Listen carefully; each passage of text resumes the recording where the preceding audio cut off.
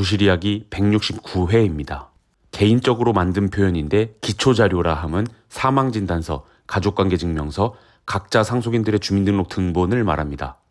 이외에도 필요한 경우 주민등록 초본이나 재적등본, 인감증명서를 제출하는 고객분들도 계신데 아무튼 상속재산 평가를 위한 자료 외의 이런 인적사항을 확인하기 위한 자료 모두를 기초자료라고 표현하는데요. 상속세 신고를 잘하려면 이런 자료를 받고 단순히 눈에 보이는 것만 확인하는 데서 벗어나 그 자료에 녹아있는 부분까지 짚어볼 수 있어야 하므로 이에 대한 자세한 이야기를 해보겠습니다. 사망진단서 또는 시체검안서. 사망일이 기재되어 있으므로 상속개시일을 특정하여 상속세 신고기한을 확인하고 상속개시 직전 2년 이내 시점, 10년 이내 시점을 특정합니다. 또한 사인을 보는데 단순히 확인만 하는데 그치지 않습니다. 암과 같은 병사인지, 사고로 사망했는지 또는 드물지만 자살인지 중요하며 이러한 사인이 상속세 조사에 미세하게 영향을 미칩니다.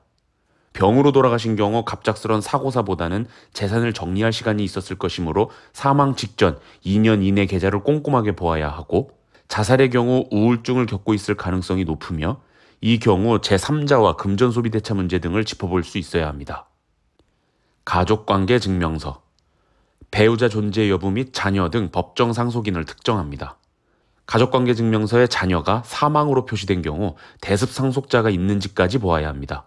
보통 상속인들이 충분히 공부하고 알아본 후에 세무사를 선임하므로 수임 시 이러한 특수한 상황은 고객들이 먼저 말해주기도 하지만 세무사로서 먼저 짚어줄 수 있어야 하겠습니다. 그리고 피상속인이 최초 배우자와 이혼, 사별 등으로 재혼함으로써 피상속인의 자녀 입장에서는 재혼한 배우자가 계모 또는 계부가 될 텐데 이 경우도 알아두긴 해야 합니다.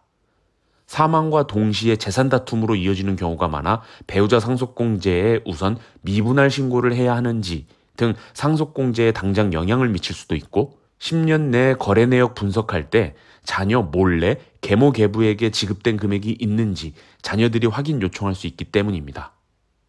이외에 이 영상에 다 담을 수 없는 사실관계가 복잡하므로 이와 같은 사례의 경우가 어떤 문제가 불거질 수 있는지 미리 생각해 놓아야 한다는 겁니다. 가족관계증명서를 통해서 확인해 볼 마지막 사항은 배우자가 먼저 사망한 경우로서 해당 배우자가 상속세 신고를 했던 경우에는 단기 재상속세액공제를 검토해야 합니다. 이는 놓치는 상속인들도 많으므로 세무사 입장에서 반드시 확인되면 먼저 언급해줘야 합니다.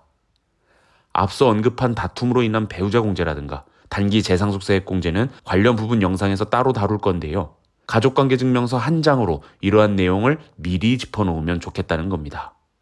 각 상속인들의 주민등록 등본. 신고할 때 필요한 상속인들의 등본상 주소지 확인 목적은 1차원적이고 기초자료 중에서도 가장 중요하게 확인할 내용들이 등본에 있습니다. 먼저 자녀들이 가족 구성을 확인합니다. 자녀의 배우자, 즉 피상속인의 사위나 며느리를 확인하고 나아가 손자, 손녀들까지 이름을 확인합니다. 나중에 10년 내 거래 내역 분석할 때 거래 상대방의 등본에서 확인해 놓은 사위, 며느리, 손자, 손녀 이름이 확인되면 별도로 집계해서 사전증여 혐의로 분류해야 하기 때문입니다. 각 상속인들이 거주하는 등본상 주소지의 등기사항 전부 증명서 열람이 필요합니다. 홍길동이라는 자녀의 거주 주소지 등기 열람 결과 첫째, 해당 주택이 홍길동 명의 또는 홍길동과 그 배우자 공동 명의 주택이더라.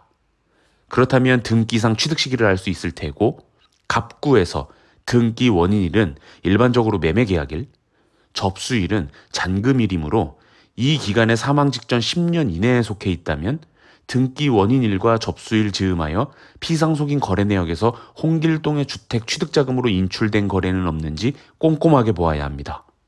등기에서 홍길동의 앞선 소유자 명의도 확인할 수 있으니 피상속인 계좌에서 거래 상대방의 그 앞선 소유자 이름이 조회되는지를 검색해서 취득자금을 직접 지급하지는 않았는지 또는 취득 시기 즈음에서 피상속인으로부터 홍길동에게 자금 흐름이 없는지를 보는 것입니다.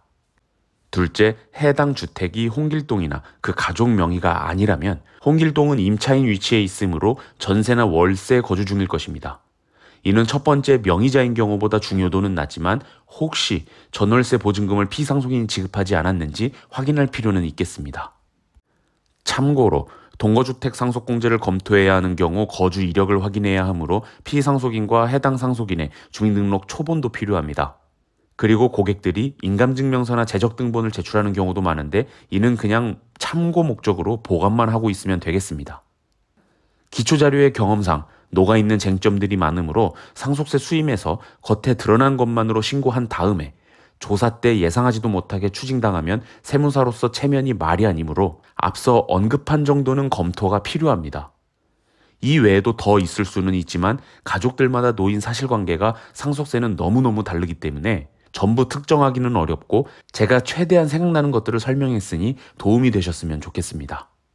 이상으로 169회 구실 이야기를 마치겠습니다. 감사합니다.